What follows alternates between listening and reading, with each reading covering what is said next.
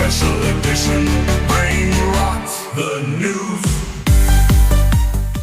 Hi, I'm Tessa with Brain Rot the News. This is a special episode. We first covered this story in our daily news update on March 12th, but it didn't feel like enough. It felt unfinished. Honestly, most of the things we cover deserve more time, because the horrors of our world don't fit neatly into a 3-minute recap. So today, we're giving this the time it deserves, because 2 children are dead, and the people responsible aren't mourning. They're celebrating a win for medical freedom.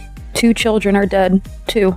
Not statistics, not talking points in a debate about medical freedom. Real, breathing human beings who will never grow up, never laugh again, never see another birthday.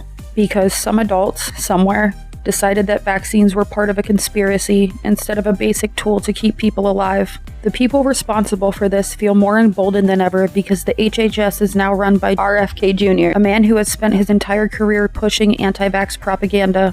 The same people who helped spread this virus now have one of their own at the highest of public health policy. It's like hiring a climate change denier to run the EPA, or putting Elon Musk in charge of worker protections. Oh wait, we've already done that too. The USA is now dealing with 223 cases of measles, a disease that was supposed to be wiped off the map. Gaines County, Texas is drowning in infections, jumping from 137 to 156 cases in just days. Hospital beds are filling up with children struggling to breathe, burning with fever, bodies breaking down under an attack that could have been prevented by a single shot.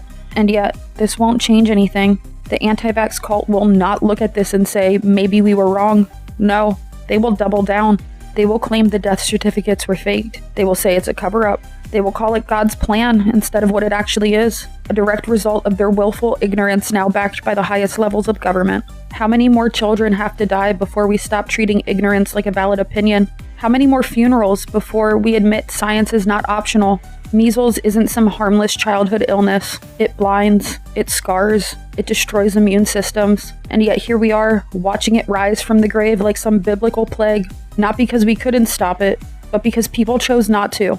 2 children are dead, and there will be more. And when the next little coffin is lowered into the earth, the same people responsible will shrug and say, well, it's just one. But it's never just one. It never is. That's it for this special episode. Stay informed, stay vigilant, and don't look away. See you next time on Brain Rot the News.